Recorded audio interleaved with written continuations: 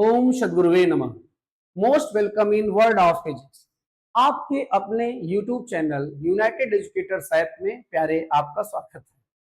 ठीक है, subscribe, like, share और कमेंट का सिलसिला मत रोकिएगा, चलते रहने दीजिएगा। और प्यारे, इन वीडियोज को जो भी अपलोड हो रहे हैं इनको शेयर करके अपने रिलेटिव्स, अपने फ्रेंड्स जो 11th में हो उन तक पहुंचाइएगा। एक्चुअली 11th में होता क्या है कि बेटा बच्चे एडमिशन देर में लेते हैं। एडमिशन देर में लेने से क्या होता है, उनके फर्स्ट 2 चैप्टर 3 चैप्टर छूट जाते हैं। और फिजिक्स में मामला यह है कि प्रीवियस टॉपिक आपका नेक्स्ट टॉपिक में यूज होता है। उससे होता क्या है, उनको आगे आने वाले टॉपिक समझ में आना बंद हो जाता है। फिर एक दिन क्या होता है, फिजिक्स से उनका मोह जो है वो भंग हो जाता है। मतलब फिजिक्स उन्हें न समझ में आती, न अच्छी लगती है। अब प्यारे, आप अच्छे से जानते हैं जिस गेम में आप एक्सपर्ट होते हैं उसे आप खेलना भी चाहते हैं और उसे आप देखना भी चाहते हैं। ठीक है, तो फिजिक्स के गेम से वो बाहर हो जाते हैं। तो उन्हीं के लिए ये सीरीज है। सीरीज का नाम आप जान ही रहे हैं, पेपर यहीं से रहेगा। अब इतना कॉन्फिडेंस से कोई कैसे बोल रहा है कि पेपर यहीं से रहेगा? तो मेरे प्यारे देखो, हर लॉजिक, हर कॉन्सेप्ट, हर डेरिवेशन, हर न्यूमेरिकल जब हम आप सॉल्व कर रहे हैं तो ऐसा कैसे हो सकता है कि पेपर यहाँ से नहीं रहेगा? पेपर यहीं से रहेगा। और मेरे प्यारे, ज्यादा से ज्यादा ये हो सकता है कोई न्यूमेरिकल सॉल्व कराया गया है और आपके पेपर में कोई न्यूमेरिकल आ जाए जिसमें डिजिट चेंज हो।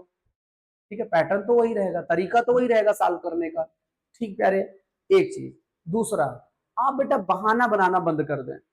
रीजन ये है कि देखिए, जिस दिन आप साइंस सेलेक्ट किए थे प्यारे, तो बड़ी जिम्मेदारी आपके ऊपर आ गई। ठीक है, आप लापरवाही नहीं कर सकते हैं। एपीजे अब्दुल कलाम कहा करते थे कि जो छोटे मोटे पंछी होते हैं, जिनके छोटे मोटे सपने होते हैं, जैसे आप लोग, ठीक है, तो वो क्या करते हैं, बहाने ढूंढते हैं कि ये होता तो हम ये कर डालते, ये होता तो ये कर डालते, ये होता तो ये कर डालते। आप देखो, जिसको पढ़ना है बेटा, चाहे उसके यहाँ पिताजी रिक्शा चलाते हो या लेबर का काम करते हो, वो भी आईएएस वगैरह बन जाते हैं। ठीक है ना? मतलब कुल मिला के आपका उद्देश्य, आपके सपने इतने बड़े होने चाहिए कि जो रुकावटें हैं रास्ते की वो कुछ लगे ही नहीं आपके सामने। बिल्कुल एपीजे अब्दुल कलाम वाली बात कि छोटे मोटे पंछी बारिश में क्या करते हैं, शेल्टर ढूंढते हैं। क्या ढूंढते हैं? शेल्टर ढूंढते हैं। लेकिन जो बाज होता है वो बादलों के ऊपर से निकल जाता है। ठीक है, बाज क्या होता है? बादलों के ऊपर से निकल जाता है। तो प्यारे देखे, हमने आपसे कहा है आप किसी एक के हो जाओ, वो आपका हो जाएगा 100%। चाहे स्पिरिचुअल फील्ड की बात हो, चाहे फिजिकल फील्ड की बात हो। लेकिन अभी तो हम बात कर रहे हैं फिजिक्स की। किसकी बात कर रहे हैं? फिजिक्स की बात कर रहे हैं मेरे प्यारे। और आप मुझे अपना समय दो, मैं आपको आपके सपने दूंगा, ये श्योर है प्यारे। तो लगे रहें, बहुत ज्यादा टाइम नहीं लेते हैं, आगे बढ़ते हैं। मोशन इन प्लेन चैप्टर को, जैसा कि हमने वादा किया है कि 26 अगस्त से 21 को 31 अगस्त तक में कंप्लीट कर देंगे। 26 अगस्त का वीडियो अपलोड हो चुका है, ये 27 अगस्त का वीडियो आज अपलोड हो रहा है। ठीक है, तो आगे बढ़ते हैं, बहुत ज्यादा आपका टाइम ना लेते हुए। वैसे भी आपका टाइम बड़ा कीमती है, पढ़ाई के अतिरिक्त बहुत सारे काम आपको करने होते हैं। ठीक है ना? तो पहले तो हम इंसर्ट कर लेते हैं। क्या इंसर्ट कर लेते हैं? आपका chapter interior, interior motion plane.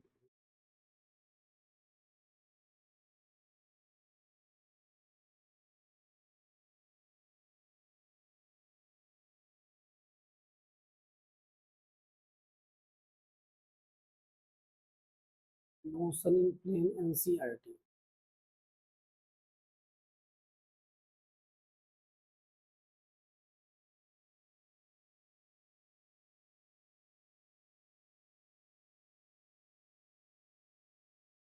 हाँ प्यारे, हम लोग प्रीवियस टॉपिक में जो बात कर रहे थे, आपका डेरिवेशन हो गया था। क्या हो गया था?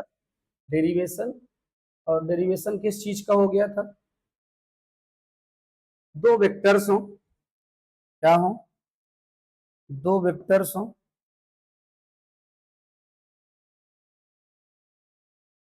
पी और क्यू। वेक्टर पी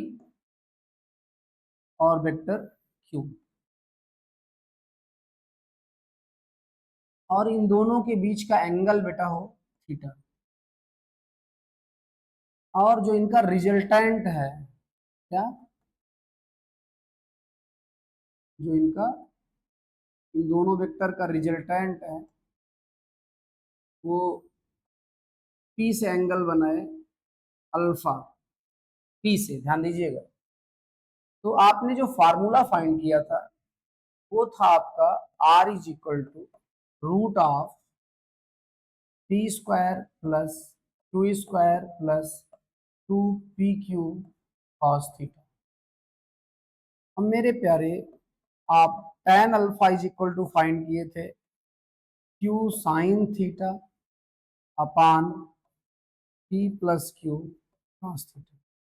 ठीक है, फिजिक्स में फार्मूला हम तभी अप्लाई कर सकते हैं प्यारे जब फार्मूले में कौन सा सिंबल क्या रिप्रेजेंट करता है ये पता रहे, प्लस हमको ये भी पता रहे कि डेरिवेशन कैसे हुआ है इसका।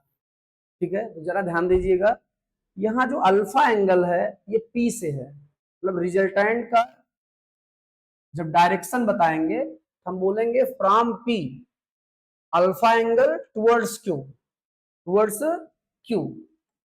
किसी भी वेक्टर क्वांटिटी मैग्नीट्यूड होता है, तो मैग्नीट्यूड जो है आपका ये इससे पता चलेगा, इससे डायरेक्शन भी होती है, तो डायरेक्शन आपका इस फार्मूले से पता चलेगा।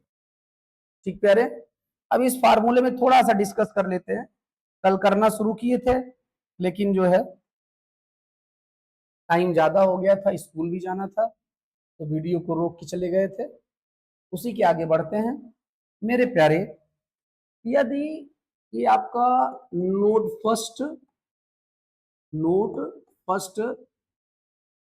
वेक्टर p और वेक्टर q दोनों एक ही डायरेक्शन में है।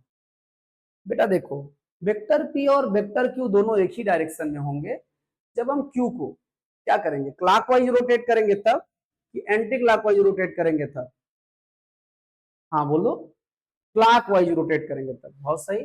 क्लॉकवाइज रोटेट करेंगे तो जो एंगल थीटा है धीरे धीरे क्या होता जाएगा, कम होता जाएगा। और जब वेक्टर क्यू का हेड वेक्टर पी की डायरेक्शन में होगा तो एंगल जीरो हो चुका होगा। आप बेटा ध्यान देंगे, जब दो वेक्टर सेम डायरेक्शन में होंगे, क्या होंगे, सेम डायरेक्शन में होंगे, तो थीटा जीरो होगा, ये बात आप ध्यान रखें। ठीक है, अब मेरे प्यारे तब r इज इक्वल टू हो जाएगा root of P square plus Q square plus 2pq cos zero. ठीक है, क्योंकि थीटा जीरो हो गया है। अब मेरे प्यारे cos जीरो की वैल्यू होती है 1, तो P square plus Q square plus 2pq, क्योंकि cos जीरो 1 हो गया। और इसको जब खूब आराम से देखोगे तो प्यारे याद आएगा कि ये p प्लस क्यू के होल स्क्वायर का फार्मूला बन रहा है, या हम इसको ये भी कह सकते हैं कि ये q प्लस p के होल स्क्वायर का फार्मूला बन रहा है।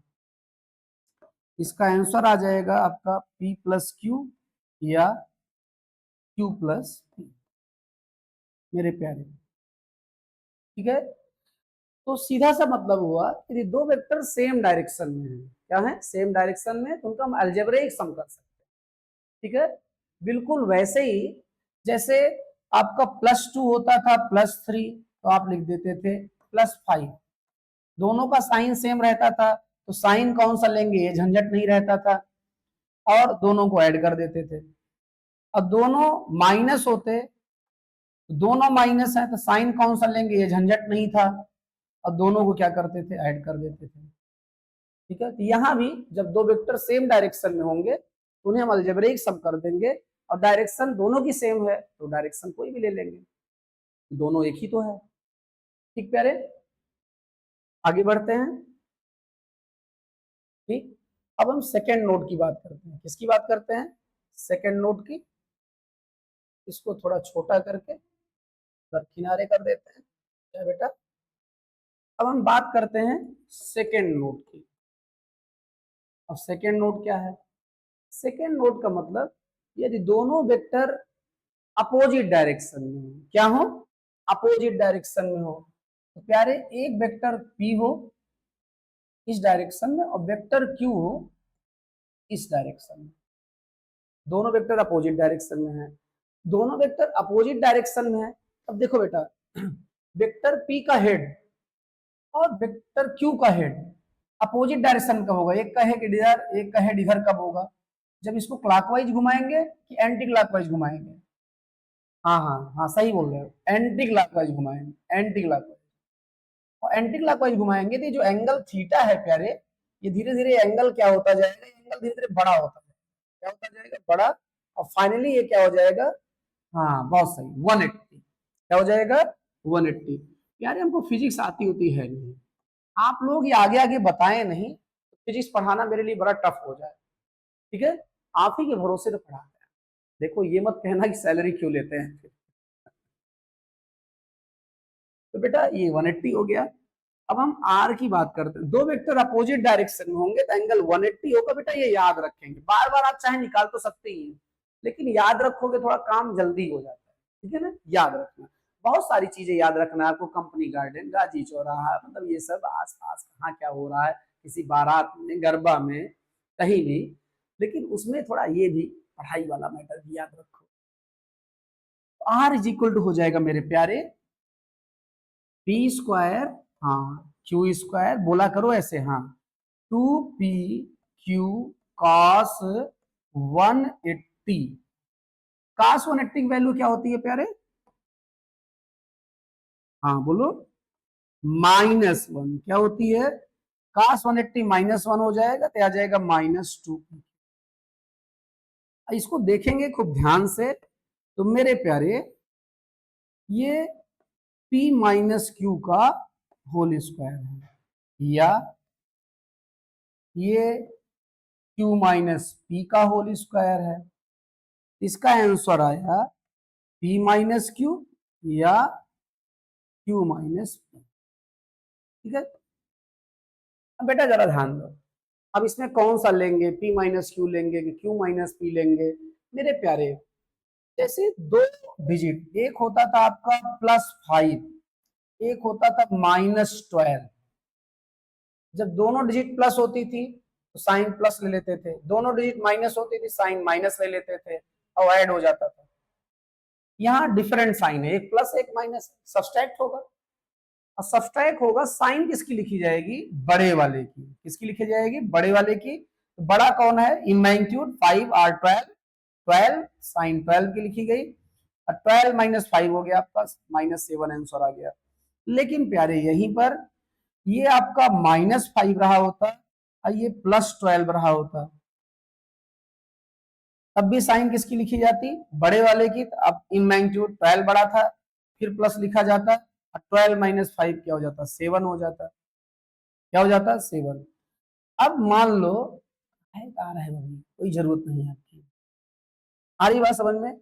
तो साइन किसकी लिखी जाती है? बड़े वाले की लिखी जाती है। किसकी लिखी जाती है? बड़े वाले की लिखी जाती है। तो मेरे प्यारे p माइनस क्यू और q माइनस पी, ये इस बात से डिसाइड होगा कि कौन बड़ा है। p बड़ा है तो p माइनस क्यू, q बड़ा है तो q माइनस पी। डायरेक्शन की किसकी लिखी जाएगी? बड़े वाले की लिखी जाएगी। तो प्यारे इतने में आपको कोई प्रॉब्लम होनी नहीं चाहिए। अब बाकी यदि और कोई एंगल होता है तो वैल्यू यहाँ रख के हम लोग सॉल्व कर लेंगे। 90 डिग्री एंगल होता है तो जरा ये भी देख लेते हैं तब क्या हो जाएगा। तो अब छोटा नहीं करेंगे,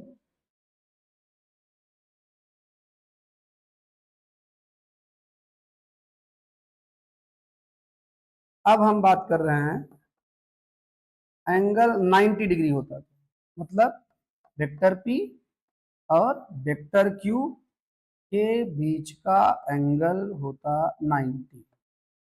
ठीक है, तब R इज इक्वल टू हो जाता √of p square plus q square plus 2pq cos 90। cos 90 की वैल्यू, हाँ क्या होता है? 1। देखो भाई, बहुत सारे लोग बोले 0, लेकिन आदत है, हम भारतीय हैं, किसी एक ने 1 बोला, वो हमारे कान तक पहुंच गया। अब आप कहेंगे सर हम सही बोले, हमारा वाला नहीं सुने, जो गलत बोले उसको वाला सुन लिए। तो मेरे प्यारे ऐसा कुछ नहीं है। रियली होता क्या है कि जो गलत वाला होता है तो स्ट्राइक करता है, ठीक है, हमको उसी को करेक्ट करना है, जो सही है वो तो सही है ही है। यार काश 90 जीरो होता है, 0 0 30, कौन कौन सी वैल्यू रखना है आपको, 0 30 37 45 53 90 120 और 180। कम से कम साइन और कॉस के लिए, कम से कम किसके लिए, साइन और कॉस के लिए, इतना रट डालो अरे हो जाएगा आपका P square plus Q square. ठीक है, अब हम नेक्स्ट में चलते हैं। हम लोग आपसे बात किए थे, हम लोग क्या, हम ही बात किए थे कि देखो वेक्टर क्वांटिटी किसे कहते हैं, which have magnitude and direction both and follow triangle law of vector addition, या लॉ ऑफ वेक्टर एडिशन को फॉलो करे तभी वो वेक्टर है, अदरवाइज नहीं। तो जब हमने कहा कि इलेक्ट्रिक करंट जो है स्केलर क्वांटिटी है, तो आपके मन में आया कि इलेक्ट्रिक करंट स्केलर क्वांटिटी है, इसमें मैग्नीट्यूड भी है, 3 एम्पियर 4 एम्पियर 5 एम्पियर बोलते हैं, और डायरेक्शन भी है, प्लस टू माइनस चलता है। तो मैग्नीट्यूड और डायरेक्शन दोनों है तो कैसे स्केलर क्वांटिटी हो गया। तो मेरे प्यारे जरा ध्यान दें, सपोज करो कि इधर से करंट आ रही है कितना, इधर से करंट आ रही है 3 एम्पियर और इधर से करंट आ रही है 4 एम्पियर, और ये दोनों वायर जो है 90 डिग्री एंगल पे हैं। किस एंगल पे है, 90 डिग्री एंगल पे है। और हमने क्या किया, आप कहेंगे कैसे जान गए सर करंट यहाँ से आ रही इतनी, तो हमने क्या किया, यहाँ एमीटर लगा दिया है, यहाँ भी एमीटर लगा दिया, एमीटर ने बता दिया कि करंट आ रही है। अब मेरे प्यारे होता क्या है, यहां से जो करंट जा रही है उसको जब मेजर किया जाता है वो करंट मिलती है 7 एम्पियर। अब ये कैसे पता चल गया, तो फिर से हम यहाँ एमीटर लगा दिए, ठीक। लेकिन रियली, रियली क्या रियली भाई, ये 3 एम्पियर है, ठीक है, और इसके हेड से हम ड्रा करें 4 एम्पियर, ठीक है। और फर्स्ट के मतलब जैसे वेक्टर होता तो, वैसे वेक्टर है नहीं, आप लोग यही पकड़ के बैठ जाएंगे सर वेक्टर लगा दिए थे,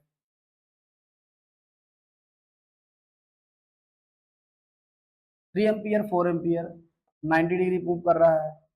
अब फर्स्ट का टेल और लास्ट का हेड क्या हो जाएगा, रिजल्टेंट हो जाएगा। तो ये बेटा एक राइट एंगल ट्रायंगल बन रहा है, तो रिजल्टेंट होना चाहिए 5 एम्पियर। तो ट्रायंगल रूल तो कहता है कि रिजल्टेंट 5 एम्पियर होना चाहिए, लेकिन यहाँ अलजेब्रिक सम हो जा रहा है, ये ट्रायंगल रूल को फॉलो नहीं कर रहा है या कर रही है, इसीलिए जो है इलेक्ट्रिक करंट कैसी क्वांटिटी है मेरे प्यारे, स्केलर क्वांटिटी। कैसी क्वांटिटी है, स्केलर क्वांटिटी, ठीक है। आगे बढ़ जाते हैं, अब आगे बढ़ते हैं तो हम बात करते हैं सब्सट्रैक्शन ऑफ वेक्टर्स। ये एडिशन ऑफ वेक्टर्स हो गया, एडिशन में पॉलीगन मेथड था, बहुत सारे वेक्टर्स ऐड करेंगे, बहुत सारी साइड्स होंगी, बहुत सारी साइड्स, साइड्स मतलब गन, पॉली मतलब बहुत सारी साइड्स होंगी, तो पॉलीगन मेथड बोला जाएगा। दो वेक्टर को ऐड करेंगे तो ट्रायंगल बनेगा, रिजल्टेंट को लेके ट्रायंगल मेथड बोला जाएगा, ठीक है। फिर पैरेललोग्राम मेथड हमने देखा, यदि दोनों वेक्टर के टेल कॉमन पॉइंट पे हैं और उनको as a adjacent side suppose करते हुए हम पैरेललोग्राम बना दें, तो कॉमन टेल से पास होने वाला डायगोनल ही रिजल्टेंट होता है। फिर हमने एनालिटिकल मेथड देखा, ठीक है, एनालिटिकल मतलब फार्मूला आपके पास आ गया। अभी हम बात क्या करने जा रहे हैं, अभी हम बात करने जा रहे हैं subtraction of vector, subtraction of vectors, subtraction of vectors. मेरे प्यारे देखो, सब्सट्रैक्शन नाम की कोई चीज नहीं होती है, सब्सट्रैक्शन भी एडिशन ही है, ठीक है। अब देखो जैसे सपोज करो, सपोज क्या करना है, कर ही देना है। तो जैसे ये है आपका वेक्टर पी, क्या है वेक्टर पी, तो ये है आपका वेक्टर क्यू, ठीक है। अब कोई आपसे कहे कि आपको निकालना है पी माइनस क्यू, क्या निकालना है, और सब्सट्रैक्शन है, तो सब्सट्रैक्शन का फर्स्ट लेटर यस है, यस लिख दे रहे हैं, S is equal to P minus Q आपको फाइंड करना है। जैसे वहां रिजल्टेंट का फर्स्ट लेटर आर था तो वहां पे आर लिख देते थे, तो यहाँ क्या लिख देंगे, यहाँ लिख देंगे S. S is equal to क्या हो जाएगा, P minus Q. Now you can write this P plus minus Q, P plus minus Q. अब आप ये कह सकते हैं कि सर माइनस क्यू तो हमारे पास है नहीं, अपोजिट वेक्टर की डिफिनेशन से केवल डायरेक्शन ही डिनोट करनी है, माइनस क्यू आ गया, ये है माइनस क्यू। अब आपका रूल क्या कहता है, रूल आपका कहता है कि आपको फर्स्ट वेक्टर को पहले ड्रा करना है, तो आपने वेक्टर पी को ड्रा कर दिया इन मैग्नीट्यूड एंड डायरेक्शन, ठीक है। और उसके हेड से आपको क्या ड्रा करना है, उसके हेड से आपको ड्रा करना है दूसरा vector in magnitude and direction, दूसरा वेक्टर आपका माइनस क्यू था। फिर फर्स्ट के टेल और लास्ट के हेड को क्या करना है, ज्वाइन कर देना है, वही क्या हो जाएगा, रिजल्टेंट हो जाएगा। और यहाँ रिजल्टेंट जो होगा वो P प्लस माइनस क्यू हो जाएगा। अब मेरे प्यारे इसी को बोला जाएगा P माइनस क्यू, और इसी को हम बोल रखे हैं यस, इसका मतलब यही वेक्टर यस हो जाएगा, ठीक है। अब हम माइनस क्यू के पैरेलल यहां से एक लाइन ड्रा करें और डायरेक्शन इस तरफ ले लें। ये जो माइनस क्यू है जब डायरेक्शन इधर ले लेंगे ये हो जाएगा आपका प्लस क्यू, ठीक है, प्लस क्यू हो गया। और ये आपका वेक्टर यस है, इसी के पैरेलल इधर हम ड्रा कर दें, ये वेक्टर यस है तो ये भी वेक्टर यस हो जाएगा इक्वल वेक्टर की डिफिनेशन से। अब मेरे प्यारे अब जरा आप ध्यान दें, आपका काम हो चुका है, ये जो है ये इसी को ध्यान दें, ठीक है।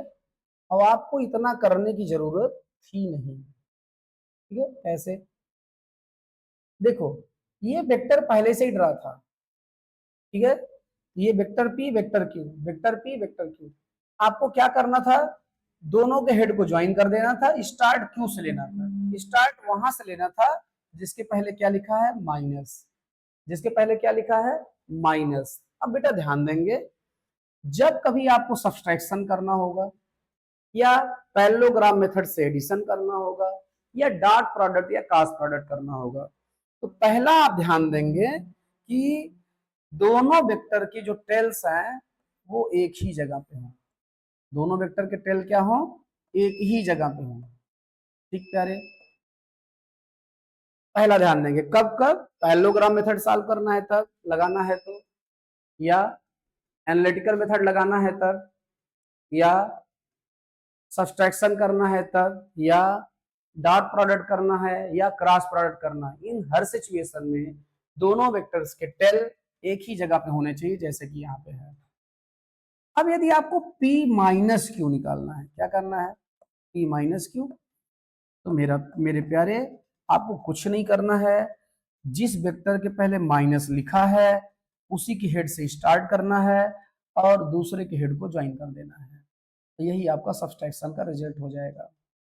हो सकता है कोई आपसे पूछे कि हम नहीं मानेंगे, तो आप उसको ऐसे करके दिखाओ, या आप जो है मत करके दिखाओ, उसी से पूछो कि vector P vector Q vector S इन तीनों में रिजल्टेंट कौन है, वेक्टर यस। नालायक की रिजल्टेंट की पहचान क्या था, रिजल्टेंट का पहचान था हेड हेड टेल टेल। क्या वेक्टर यस में मेरे प्यारे, वेक्टर यस में हेड हेड तो है, क्या टेल टेल है, नहीं ना। कैसे वेक्टर यस रिजल्टेंट हो गया, रिजल्टेंट की पहचान बताए थे प्यारे, हाँ वेक्टर पी, बहुत सही, वेक्टर पी टेल टेल भी है और हेड हेड भी है, वेक्टर पी रिजल्टेंट हो गया।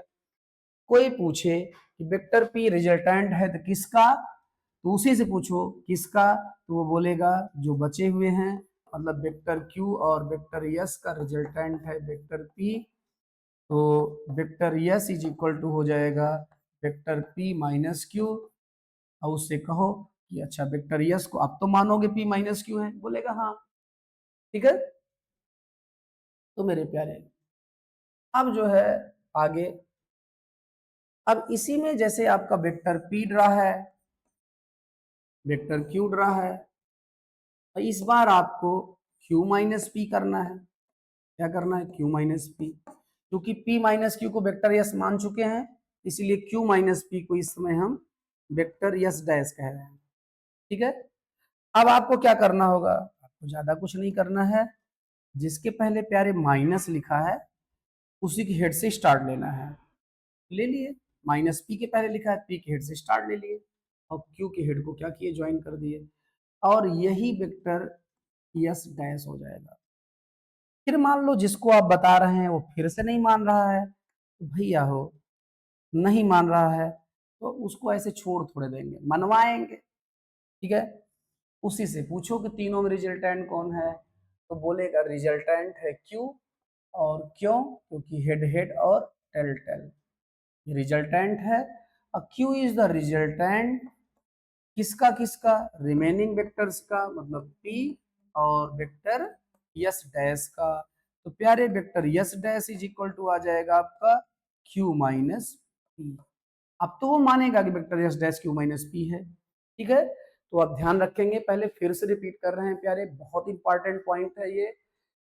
जिन वेक्टर्स को पैरेललोग्राम मेथड से ऐड करना है या एनालिटिकल मेथड मतलब फार्मूला लगाना है एडिशन वाला, या उनको सब्सट्रैक्ट करना है, या डॉट प्रोडक्ट या क्रॉस प्रोडक्ट करना है, मतलब स्केलर प्रोडक्ट वेक्टर प्रोडक्ट, दोनों वेक्टर के टेल एक ही जगह रखेंगे, तभी आप उनके बीच का एंगल वगैरह और सब देखें। ठीक है प्यारे, तो दोनों वेक्टर के टेल तो एक ही जगह पे आ गए, तो बचा कौन है? हेड ही ज्वाइन करना है। अब बात आती है कि स्टार्ट कहां से लेंगे? जिस वेक्टर के जस्ट पहले माइनस लिखा उसी वेक्टर के हेड से स्टार्ट लेंगे। ठीक है प्यारे, शायद आपको प्रॉब्लम नहीं होनी चाहिए। अब ये जो कुछ भी है आपका, आपके सामने प्रयास कर रहे हैं कि स्क्रीन पे आ जाए। तो स्क्रीन पे कैसे आएगा? तो प्रभाकर सर कहते हैं कि टेक्नोलॉजी है तो उसका इस्तेमाल करें। टेक्नोलॉजी है तो क्या किया जाए? उसका इस्तेमाल किया जाए। वेक्टर ऐसा अलग हो जा रहा था। ठीक है, और ऐसे ही इसको भी सेलेक्ट कर ले रहे हैं और इसको थोड़ा छोटा कर दे रहे हैं, थोड़ा सा इसको यहाँ ले चले आ रहे हैं। ठीक है, अब ये काम हो गया। अब हम इसको क्या कर रहे हैं, ये आपका पूरा पोर्शन आपके सामने आ गया। यार आपको देखना हो समझना हो तो एक बार स्क्रीन शॉट ले लें, अभी उसको जूम करके देखें। ठीक है, टेक्नोलॉजी है, आप भी इस्तेमाल करें। आगे बढ़ते हैं। ठीक है, कुछ बच्चे कहते हैं सर बड़ी ऊब लगती है, सर एक एक घंटे आप लोग पढ़ाते हैं लगातार। मेरे प्यारे, यदि किसी लिमिटेड टाइम में आपको सिलेबस कंप्लीट करना हो तो टाइम तो देना ही होगा ना। ठीक है, एक ही हो गया। फिर अब क्या करें? क्या वीडियो रोक के यूट्यूब चला दें, आपके मनपसंद का गाना चला दें, ऑन डिमांड ऑर्केस्ट्रा हो गया है? अरे, यदि आपका मन ना लगे तो आप आधे घंटे का वीडियो देखने के बाद वीडियो पास कर दें, फिर जाओ comedy night with Kapil Sharma या जो आपको पसंद हो देखो, के फिर वापस आ जाओ 5-7 मिनट में रिफ्रेश होके। ठीक है, फिर से मन से पढ़ो। ये सब बहाना है, वीडियो लंबा है, ये है वो है। ठीक है, वही एपीजे अब्दुल कलाम, छोटे मोटे पंछी शेल्टर ढूंढते हैं बारिश से बचने के लिए, और जो बाज होता है बादल के ऊपर से निकल जाता है बरस। ठीक है, तो ये हो गया आपका सब्सट्रैक्शन ऑफ वेक्टर्स। ठीक है, तो एडिशन ऑफ वेक्टर्स हो गया, और क्या हो गया आपका? सब्सट्रैक्शन ऑफ वेक्टर्स हो गया। तो हम लोग लगे हाथ अब देख लें।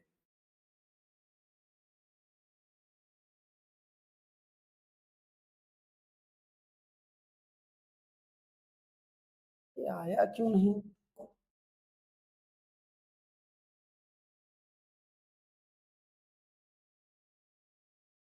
Position and displacement vector. क्या?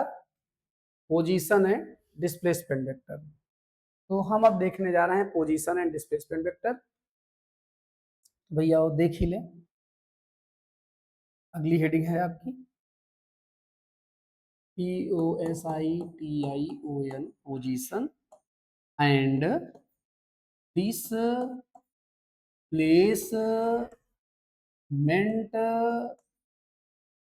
वेक्टर। ठीक है,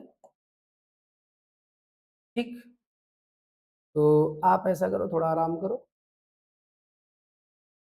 आपकी एनसीईआरटी का जो टॉपिक है 1 बाई 1 उसी से आगे बढ़ रहे हैं, इसीलिए बगल में एनसीईआरटी का पीडीएफ रखा हुआ है आपके।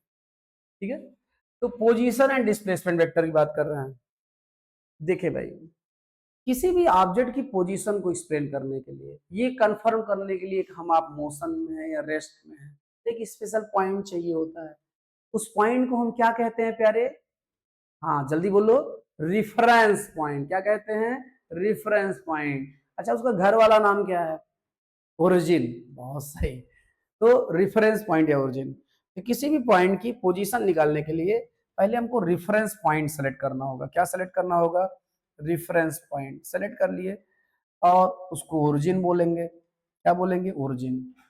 जैसे ये है पॉइंट ए, ये है पॉइंट बी, ये है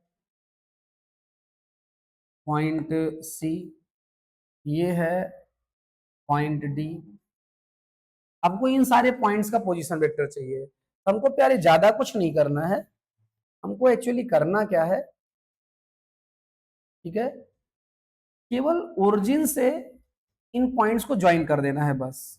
जैसे ओरिजिन से इस पॉइंट को ज्वाइन कर दिए, वेक्टर ये पॉइंट ए का पोजीशन वेक्टर हो गया, जिसका मैग्नीट्यूड ओ और ए के बीच का गैप हो गया और डायरेक्शन ओ टू ए हो गया। ठीक है, डी का पोजीशन वेक्टर चाहिए, इसको भी हम ज्वाइन कर दिए, मैग्नीट्यूड ओ से डी के बीच का गैप हो गया और डायरेक्शन ओ टू डी हो गया।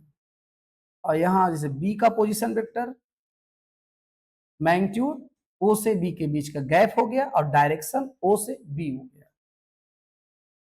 सी का चाहिए तो इसको भी ज्वाइन कर दो, मैग्नीट्यूड ओ और सी के बीच का गैप हो गया और डायरेक्शन ओ टू सी हो गया। तो मेरे प्यारे फिर से ध्यान दें, जिस किसी भी पॉइंट का पोजीशन वेक्टर चाहिए उस पॉइंट को आपको ओरिजिन से ज्वाइन कर देना है। ओरिजिन और उस पॉइंट के बीच का गैप जो है मैग्नीट्यूड हो जाएगा। अब वेक्टर क्वांटिटी तो डायरेक्शन भी चाहिए, डायरेक्शन हो जाएगा from origin to that point, from origin to that point. हमारे ख्याल से आपको पोजीशन वेक्टर में प्रॉब्लम नहीं आनी चाहिए। क्या होना चाहिए? पोजीशन वेक्टर में आपको प्रॉब्लम नहीं आनी चाहिए।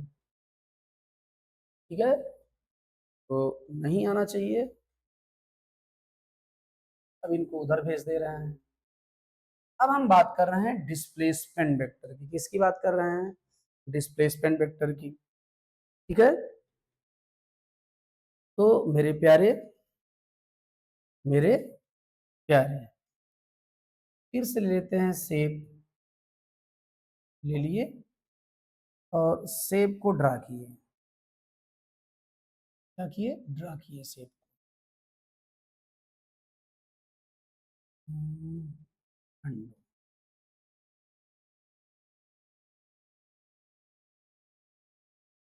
ठीक, ड्रा कर दिए शेप को। अब जाइए, क्यों परेशान कर रहे हैं? अब जैसे हम वापस आए, ठीक है, और हमने क्या किया, वापस आके एक कलर बदला। अब देखो, ये ऑब्जेक्ट पहले यहां था, यहां से यहां आया, फिर यहां गया, फिर यहां गया, फिर यहां गया, फिर यहां गया, फिर यहां गया। इसका मतलब ये पोजीशन टाइम ग्राफ है। क्या है? पोजीशन टाइम ग्राफ है। हम डिस्प्लेसमेंट टाइम ग्राफ नहीं कह रहे हैं, ये पोजीशन टाइम ग्राफ है। कैसा ग्राफ है? ये पोजीशन टाइम ग्राफ है। और अब हम यहां कहीं पर क्या जूम कर ले रहे हैं? ओरिजिन। क्या जूम कर ले रहे हैं? ओरिजिन या रेफरेंस पॉइंट। और अब जैसे सपोज करते हैं कि हम स्टार्ट लिए थे कहां से? इस पॉइंट से, तो इनिशियल पॉइंट है। और ये कैसा पॉइंट है आपका? ये वाला मान लो फाइनल पॉइंट, ये वाला। और ये इनिशियल पॉइंट है। ठीक है, अब हम फिर गए शेप्स के पास। अब हमको पोजीशन वेक्टर ड्रा करना है। तो मेरे प्यारे ध्यान दो, ये जो है आपका इनिशियल पॉइंट का पोजीशन वेक्टर हो गया और ये पोजीशन वेक्टर हो गया किसका? Final point. इसका हो गया फाइनल पॉइंट का पोजीशन वेक्टर हो गया मेरे प्यारे। अब देखें जरा ध्यान दें, आपको याद होगा कि हम लोग डिस्टेंस और डिस्प्लेसमेंट, डिस्टेंस किसे बोलते थे, actual path covered between initial and final position known as distance, और shortest path between initial and final position known as displacement. तो मेरे प्यारे डिस्टेंस तो एक्चुअल पाथ हो जाएगा ये, और डिस्प्लेसमेंट क्या हो जाएगा, शॉर्टेस्ट पाथ। क्या हो जाएगा, shortest path between initial and final position. ठीक है, ये डिस्प्लेसमेंट हो जाएगा। अब डिस्टेंस ज्यादा है और डिस्प्लेसमेंट कम है, स्ट्रेट पाथ होता दोनों बराबर होते, लेकिन क्या बराबर होते, डिस्टेंस डिस्प्लेसमेंट नहीं, हाँ बहुत सही, मैग्नीट्यूड बराबर होते, क्योंकि एक स्केलर है एक वेक्टर है, दोनों कैसे बराबर हो सकते हैं, मैग्नीट्यूड बराबर होते। ठीक प्यारे, तो जरा ध्यान दें, ये आपका वेक्टर था R1, इनिशियल पोजीशन थी, और ये था फाइनल पोजीशन, और आप इसे बोल रहे हैं डिस्टेंस, और इसे बोल रहे हैं आप डिस्प्लेसमेंट।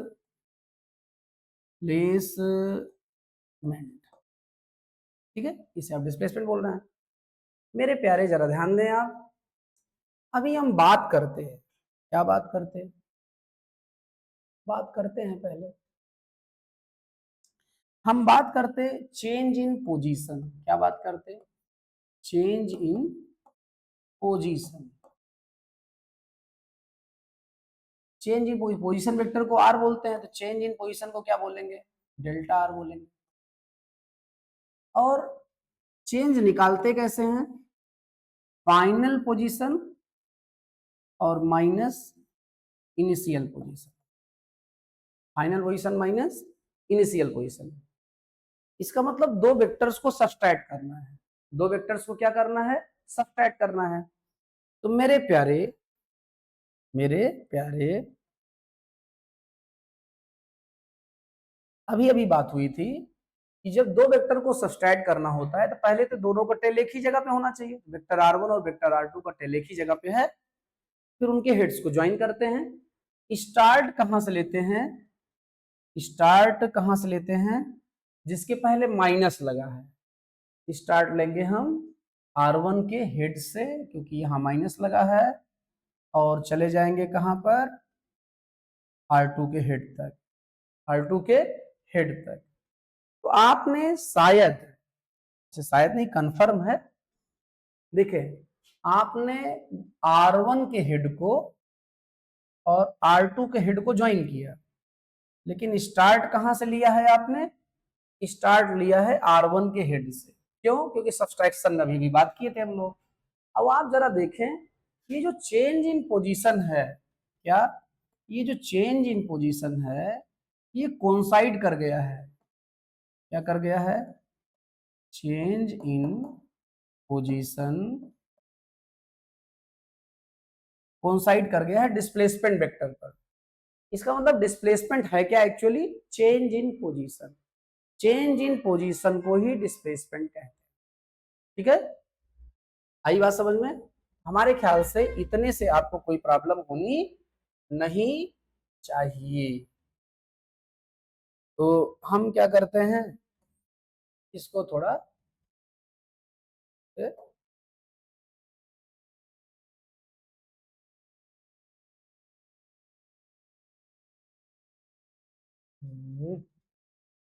जाने दे, पूरा सेलेक्ट हो जा रहा है, शायद परेशान करेगा, तो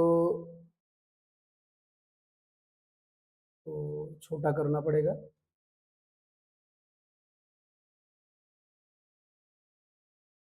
ठीक है, दिख ही रहा होगा आपको, आप चीजें समझ लेंगे, स्क्रीनशॉट लेके चाहेंगे नोट्स बना लेंगे। ठीक प्यारे, आगे बढ़ते हैं। अब एक बात ये आती है, यहां तो हमने देखा कि डिस्टेंस और डिस्प्लेसमेंट में डिस्टेंस ज्यादा थी इन मैग्नीट्यूड और डिस्प्लेसमेंट कम था, लेकिन अब जैसे दोनों बराबर कब होंगे, दोनों बराबर कब होंगे, तो हमने क्या किया, हमने स्ट्रेट पाथ ले लिया। क्या ले लिया?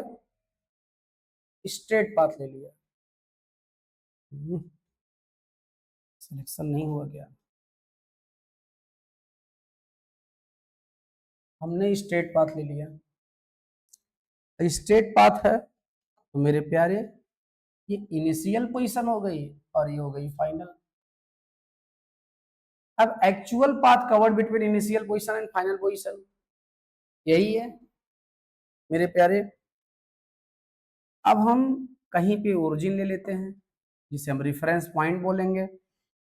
अब हमको क्या करना है? हमको वेक्टर ड्रा करना है। कौन सा वेक्टर? पोजीशन वेक्टर ड्रा करना है।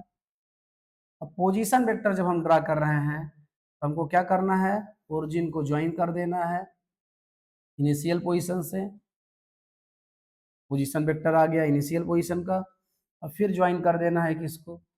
फाइनल पोजीशन को। पोजीशन वेक्टर आ गया किसका? फाइनल पोजीशन का मेरे प्यारे। ठीक है। अब हम लोग डिस्प्लेसमेंट किसे कहते हैं? शॉर्टेस्ट पाथ भी यही है। ठीक है। एक्चुअल पाथ भी यही है। इसका मतलब डिस्टेंस और डिस्प्लेसमेंट मैग्नीट्यूड बराबर है। अब फिर हम लोग डिस्प्लेसमेंट बोलते हैं किसको? डेल्टा आर को। मतलब चेंज इन पोजीशन को हम इसको चेंज इन पोजीशन को हम लोग डिस्प्लेसमेंट बोलते हैं। क्या बोलते हैं? डिस्प्लेसमेंट बोलते हैं चेंज इन पोजीशन को। और सब्सट्रैक्शन करते कैसे हैं हम? दोनों के टेल एक जगह पे होने चाहिए है और जिसके से पहले माइनस है वहां से स्टार्ट लेते हैं और दूसरे वाले के हेड को मिला देते हैं। स्टार्ट कहां से लेंगे हम? माइनस है R1 के पहले तो R1 के हेड से और ज्वाइन कर देंगे किसको हम? R2 के हेड को। ठीक है। आपने देखा कि जो डिस्टेंस है वही डिस्प्लेसमेंट है। इन मैग्नीट्यूड दोनों बराबर भी हो गए। और इसके पहले वाला जो था, इसके पहले आपने देखा था डिस्टेंस इन मैग्नीट्यूड ज्यादा था और डिस्प्लेसमेंट कम था। तो हम यहाँ कंक्लूड कर सकते हैं। क्या कंक्लूड कर सकते हैं प्यारे? यहाँ हम कंक्लूड कर सकते हैं कि डिस्टेंस जो है डिस्टेंस या तो ज्यादा होगी या तो बराबर होगी किसके? मॉड ऑफ डिस्प्लेसमेंट से। आई बात समझ में? ठीक। अब हम लोग आगे बढ़ते हैं। तो आपका ये पोजीशन वेक्टर भी हो गया। क्या हो गया? पोजीशन वेक्टर भी हो गया, डिस्प्लेसमेंट वेक्टर भी हो गया, इक्वलिटी वगैरह पहले बात ही कर चुके हैं, एडिशन सब्सट्रैक्शन बात हो चुकी है, मल्टीप्लिकेशन हम लोग इकट्ठे बात करेंगे, चाहे वेक्टर्स का होगा चाहे स्केलर को होगा बाद में। पैरेललोग्राम मेथड आपका हो चुका है। तो लगे हाथ जो है यहाँ पे एक आपका न्यूमेरिकल भी ले लेते हैं और न्यूमेरिकल में आपका केवल न्यूमेरिकल ही क्रॉप कर ले रहे हैं जिससे आपको थोड़ा बड़ा दिखे।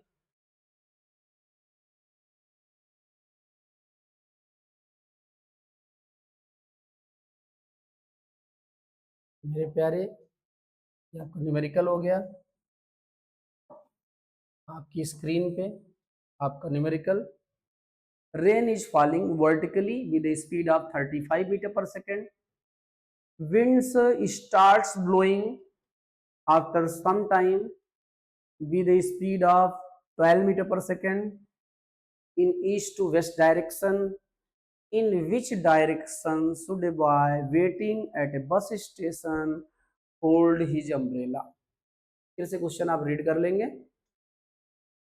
जो है रेन की जो स्पीड है 35 मीटर पर सेकेंड है और विंड जो है वो चल रही है किससे? 12 मीटर पर सेकेंड से east to west direction, east से वेस्ट डायरेक्शन की ओर। क्वेश्चन आप पढ़ चुके होंगे। ठीक है। वापस आते हैं हम लोग सॉल्व करते हैं इसको। देखें प्यारे, जब आपको बुक में कभी इसमें बुक में कॉपी में डायरेक्शन माननी होगी तो आप इसे ईस्ट मानेंगे। क्या मानेंगे? ईस्ट। आपको बचपन से बताया गया है जिधर सनराइज होता है हम ईस्ट उधर ही मानते हैं। जिधर सनराइज होता है हम ईस्ट उधर ही मानते हैं। ठीक है। तो यहाँ ईस्ट इधर क्यों मान रहे हैं? देखो लिखते पढ़ते हुए आगे बढ़ोगे बेटा तो आपके जीवन में सूर्योदय होगा, सनराइज होगा। तो आपके लाइफ में सनराइज किधर होगा? लिखते पढ़ते हुए आगे बढ़ने पे। इसीलिए इसको ईस्ट मानना है। ये क्या हो जाएगा? वेस्ट हो जाएगा। फिर इसे ईस्ट मान रहे हैं, इसे वेस्ट मान रहे हैं, तो ये नॉर्थ होगा, ये साउथ होगा। ठीक है, ये क्या हो जाएगा? नॉर्थ हो जाएगा और ये क्या हो जाएगा? साउथ हो जाएगा। ठीक प्यारे, अब यहाँ क्या कह रहा है? Rain is falling vertically with speed of 35 metre per second. Rain is falling vertically with speed of 35 metre per second. अभी हवा नहीं चल रही होती तो आप छाता ऐसे लेते, ऐसे पकड़ खड़े होते सीधा, क्योंकि पानी ऐसे गिर रहा है तो आपको उसके रास्ते को रोकना है, बस बीच में छाता, बच गए। हवा चलने लगी किस स्पीड से? 12 metre per second east to west direction. हवा ऐसे चलने लगी, हवा ऐसे चलने लगी किस स्पीड से? 12 मीटर पर सेकेंड से, और ईस्ट टू वेस्ट डायरेक्शन। दोनों में एंगल 90 बन गया होगा भाई, वर्टिकल और हॉरिजॉन्टल। मेरे प्यारे, अब जरा ध्यान दो, अब हवा जब इधर से आने लगती है, हवा इधर से, तो पानिया ऐसे ऐसे गिरता है, ऐसे छतवा आप ऐसे झुका लेते हैं, मतलब ऐसे ऐसे झुका लेते हैं। हवा इधर से आ रही थी, ऐसा झुका लेते हैं। हवा इधर से आ रही थी, ऐसे झुका लेते हैं। हवा इधर से आ रही थी, ऐसे झुका लेते हैं। हवा इधर से आ रही थी, ऐसे झुका लेते हैं। प्रैक्टिकली तो आप जानते हैं कि छाता किधर झुकेगा, लेकिन अब जरा देखो, अब एक्चुअली आपको देखना है कि पानी किधर से आएगा। पानी तो रिजल्टेंट लेना है किसका? हवा का और पानी का। ये हो गया रिजल्टेंट। ठीक है, पानी ऐसे आते लगेगा, ऐसे ऐसे आते हुए पानी लगेगा। आपको हम बताइए कि हवा ऐसे चलने लगती है तो पानी ऐसे तिरछा गिरता है, पानी ऐसे गिरने लगेगा। उसी का रास्ता हम क्या करेंगे? हम छाता लगा देंगे। तो छाता क्या लगाए हम? तो वर्टिकल से छाता कितना झुका दिए? थीटा। ये थीटा यहाँ चला आया, ये 35 है, ये 12 है, तो ये 12 हो जाएगा। ये 12 है, ये भी 12 हो जाएगा। एंगल का फ्रंट क्या होता है? परपेंडिकुलर, तो 12 हो गया परपेंडिकुलर। और 90 का फ्रंट क्या होता है? हाइपोटेनस, ये हाइपोटेनस हो गया। जो बचा क्या हो गया? बेस हो गया, ये बेस है। और परपेंडिकुलर अपॉन बेस बराबर होता है tan थीटा के। इसकी वैल्यू पता होती कि tan के किस एंगल के, तो ना एंगल आंसर लिख देते, लेकिन हमको वैल्यू पता है नहीं। हम लिख देंगे theta is equal to tan inverse 12 upon 35। ये आंसर हो जाएगा। आपकी एनसीईआरटी में आंसर एक्यूरेट लिखा गया होगा कि इतना है, आप नहीं लिख पाएंगे। क्यों? यदि आपको नेचुरल टेंजेंट टेबल प्रोवाइड कराई जाती तो आप लिख सकते हैं। एक्चुअली है क्या कि हमने 0, 30, 37, 45, 53, 60, 90, 120, 180 ये वैल्यू रटा है। लेकिन अब हम 1, 2, 3, 4, 5, 6, 6.5, 6.67, 6.89 ये सारी वैल्यू थोड़े रट सकते हैं। तो इसके लिए वैसे ही टेबल होती है, जैसे लॉग टेबल होती है, एंटी लॉग, लॉग की, और जो है वैसे ही नेचुरल टेंजेंट मतलब tan की, नेचुरल कोसाइन मतलब cos की, नेचुरल साइन मतलब साइन की टेबल होती है, जिसको आप देखना सीखेंगे तो किसी भी एंगल की वैल्यू आप निकाल सकते हैं। तो प्यारे, आपका ये क्वेश्चन हो गया है एनसीईआरटी का। तो हम आगे बढ़ते हैं। आगे जब बढ़े हैं यहाँ पे, ये कुछ कंपोनेंट्स वगैरह की बात करने लगे हैं, और कंपोनेंट्स की ये बात कर रहे हैं। देखिए, ये बात कर रहे हैं एक्चुअली रेजोल्यूशन ऑफ वेक्टर्स। किसकी बात कर रहे हैं? Resolution of vectors. ठीक है, किसकी बात कर रहे हैं? Resolution of vector.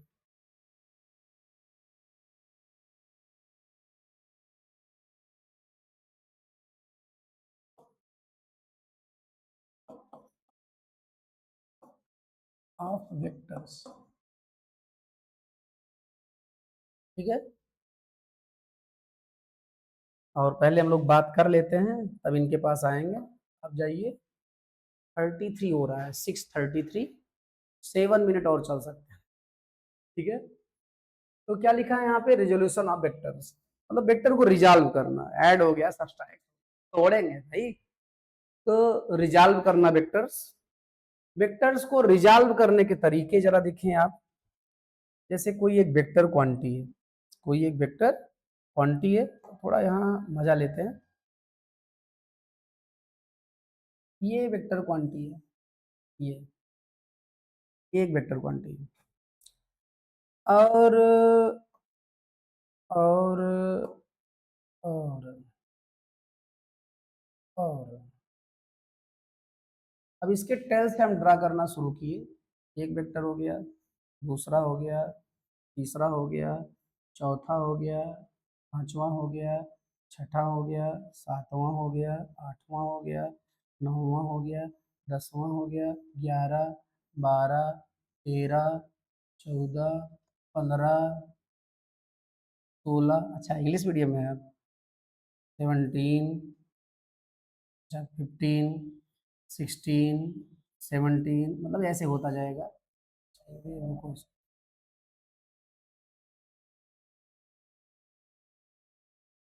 जब आप थक जाओ तो आप क्या करो, ले आके जो वेक्टर आप लिखे थे उसको ड्रा कर दो। अब बेटा जरा ध्यान दो, ध्यान दो, ध्यान तो आप दे ही रहे हैं।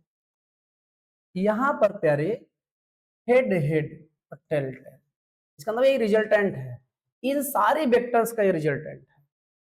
ठीक है, तो a vector can be resolve in how many parts, infinite parts. A vector can be resolve in infinite parts, बिल्कुल वैसे ही जैसे मान लो 5 लिखा है, इसको आप 1 + 1 + 1 + 1 + 1 लिख सकते हो। 5 पार्ट में हो गया, 0.5 + 0.5 कितना पार्ट हो जाता, 10 पार्ट। 0.25 कितना हो जाता, 20 पार्ट। 0.125 कितना हो जाता, 40 पार्ट। अब आप समझ गए होंगे क्या, 0.1 + 0.1 + 0.1 कितना पार्ट हो जाता, 50 पार्ट। जैसे एक डिजिट को आप बहुत सारे पार्ट में रिजॉल्व कर सकते हो, तोड़ सकते हो, वैसे ही किसी भी एक वेक्टर को आप इनफाइनाइट पार्ट्स में क्या कर सकते हैं, तोड़ सकते हैं। ठीक है, तो हमारे ख्याल से मामला आपको समझ में आया थोड़ा बहुत। ठीक, अब हम आगे बढ़ते हैं। अब हम देखते हैं इसी में आगे, जैसे कोई डिजिट है, मान लो 5 ही ले लेते हैं, इसको हम 2 + 3 लिख सकते हैं, इसको हम 1 + 4 लिख सकते हैं, इसको हम 2.5 + 2.5 लिख सकते हैं, इसको हम 2.1 + 2.9 लिख सकते हैं, इसको हम 2.2 + 2.8 लिख सकते हैं, और लिखते रहें क्या। हाँ, कितने पार्ट में ब्रेक कर सकते हैं किसी एक डिजिट को, कितने पेयर्स पॉसिबल है, इनफाइनाइट। आप समझिए होंगे, पॉइंट में चले गए। जरा देखते हैं क्या यहाँ भी ऐसा होता है। तो यहाँ भी ऐसा होता है, ये चेक करने के लिए हम आ गए हैं और यहाँ एक वेक्टर ड्रा कर दे रहे हैं। ठीक है, ये वेक्टर हुआ। ठीक है, अब प्यारे हम आके यहाँ थोड़ा कलर बदल देते हैं, जिससे मामला समझ में आया कि हो क्या रहा। बदल दिए कलर, फिर आए हम शेप्स के पास, यहाँ वेक्टर ले लिए। ठीक, अब जरा देखो, इस वेक्टर और इस वेक्टर का सम, दोनों रेड वाले वेक्टर का सम ये व्हाइट वाला है। इसका मतलब दोनों रेड क्या है, इसके कंपोनेंट्स हैं या रिजॉल्व पार्ट्स हैं। एक पेयर ये हो गया, इस वेक्टर और इस वेक्टर का भी सम ये है, इसका मतलब ये पेयर भी रिजॉल्व पार्ट हो गया इसका। इस वेक्टर और इस वेक्टर का भी सम ये व्हाइट वाला है, इसका मतलब ये भी एक पेयर इसका रिजॉल्व पार्ट हो गया। इस वेक्टर और इस वेक्टर का भी सम ये है, इसका मतलब ये पेयर भी इसका व्हाइट वाले का रिजॉल्व पार्ट हो गया। या इस वेक्टर और इस वेक्टर का सम भी व्हाइट वाला है, इसका मतलब ये दोनों वेक्टर भी इसके रिजॉल्व पार्ट हो गए। ऐसे कितने पेयर पॉसिबल हैं, कितने, इनफाइनाइट, इनफाइनाइट पेयर्स पॉसिबल हैं। बहुत सही। ठीक है, अब हम चलते हैं रेक्टेंगुलर कंपोनेंट्स, इसमें चलते हैं रेक्टेंगुलर कंपोनेंट्स में। अब जैसे ये एक वेक्टर है, ये एक वेक्टर है, रेक्टेंगुलर कंपोनेंट किसे कहेंगे कि मतलब पेयर हो लेकिन लेकिन उनमें एंगल कितना बने, 90, कितना बने, 90 एंगल बने, तब हम उसे क्या बोलेंगे, रेक्टेंगुलर। ये इसका रेक्टेंगुलर कंपोनेंट, ये दोनों वाइट इसके रेक्टेंगुलर कंपोनेंट हुए। ठीक है प्यारे, अब हम जरा देखिए, मान लो ये वेक्टर ए है, इसको हम बोलेंगे वेक्टर ए एक्स, इसको बोलेंगे वेक्टर ए वाई। ये एक्स एक्सिस के अलॉन्ग रहेगा, वाई के अलॉन्ग पैरेलल रहेगा ये, तो ये बोल दिए। ठीक, अब आपके मन में आ सकता है सर, क्या सर, आपके मन में ये आ सकता है कि सर एक कंपोनेंट तो ये भी हो सकता था,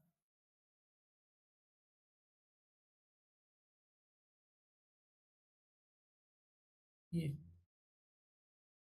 सर एक पेयर ये हुआ तो एक पेयर ये भी हो सकता था। नहीं बेटा, ये दूसरा पेयर नहीं है, जरा आप ध्यान दें। यदि ये वेक्टर ए एक्स है तो दोनों की डायरेक्शन सेम है और लेंथ भी सेम है, ये भी वेक्टर ए एक्स है।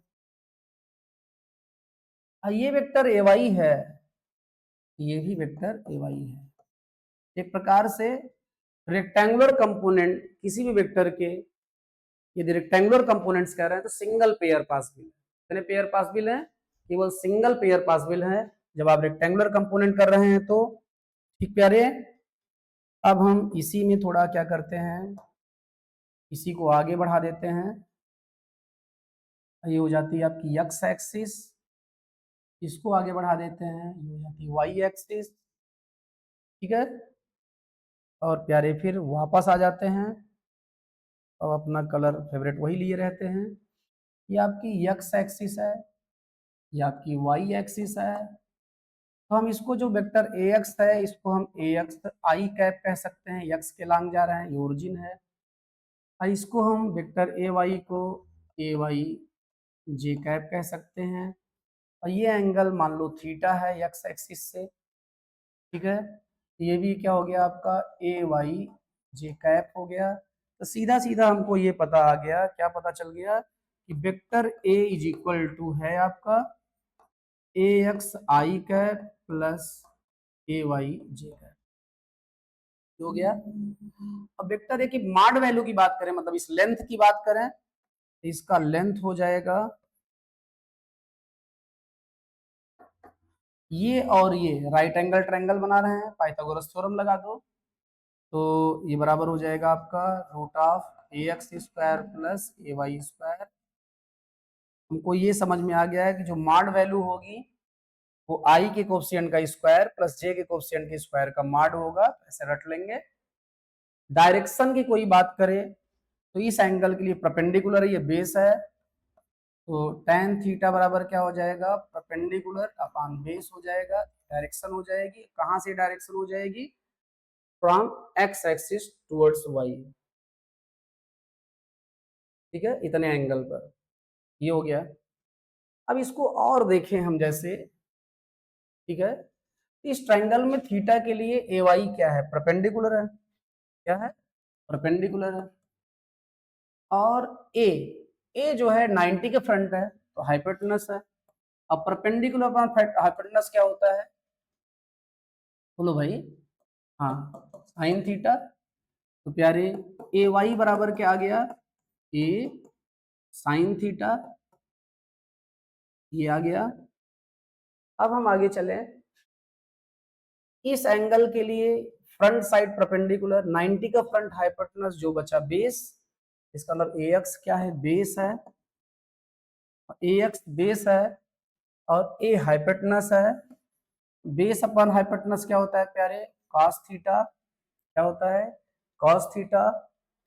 तो आपका ए एक्स इज इक्वल टू क्या आ गया, ए cos थीटा, ए cos थीटा। तो हम ये रट लेंगे, जिसके साथ एंगल दिया रहेगा वो cos थीटा हो जाएगा, वो कंपोनेंट, मतलब ए एक्स cos थीटा हो गया। मतलब इसको हम कह सकते हैं कि ए कॉस थीटा आई कैप। और जिसके साथ एंगल नहीं दिया रहेगा वो हो जाएगा ए साइन थीटा। जिस साथ एंगल है वो कॉस, जिसके साथ एंगल नहीं है वो साइन। लेकिन ऐसा तभी होगा जब रेक्टेंगुलर कंपोनेंट्स हैं। कैसे कंपोनेंट्स हैं? रेक्टेंगुलर कंपोनेंट्स हैं। अब लेट होने के चांसेस ज्यादा हो रहे हैं। इसको हम इक्वेशन फर्स्ट मान लें, इसको क्या मान लें, सेकंड मान लें, और दोनों को स्क्वायर करके ऐड कर दें। तो बेटा इसको स्क्वायर करोगे तो आ जाएगा ए एक्स स्क्वायर, इसको स्क्वायर करोगे तो आ जाएगा ए वाई स्क्वायर, इसको स्क्वायर करोगे तो हो जाएगा ए स्क्वायर कॉस स्क्वायर थीटा, इसको स्क्वायर करोगे तो हो जाएगा ए स्क्वायर साइन स्क्वायर थीटा। क्या कर रहे हैं हम? फर्स्ट को स्क्वायर कर रहे हैं, सेकंड को भी स्क्वायर कर रहे हैं और ऐड कर दे रहे हैं। इन दोनों में ए स्क्वायर कॉमन है तो अंदर बचेगा cos square theta plus sine square theta. अब आप जानते हैं इसकी वैल्यू क्या होती है, 1 होती है। तो मेरे प्यारे आपका ए x square plus A Y square is equal to a square आ गया। ए बराबर क्या आ गया, root of A x square plus A Y square. इस स्थिति में भी माड वही आया जो यहाँ पे था। इसको थोड़ा इधर स्लाइड कर देते हैं, आपको पूरा दिख रहा है, ठीक है। और इसके आगे का कार्यक्रम हम लोग कल बढ़ाएंगे। ठीक प्यारे, समझ गए? अब अगले पेज पे चलते हैं हम और अपनी परंपरा के अनुसार आपको बोलते हैं थैंक्स इतनी देर तक साथ देने के लिए। अब आपका भी मन कहे तो कमेंट में आप भी थैंक्स बोल सकते हैं। मेरे प्यारे, सब्सक्राइब लाइक शेयर कमेंट का परंपरा और जो जो कुछ भी है आप जारी रखिएगा। थैंक्स।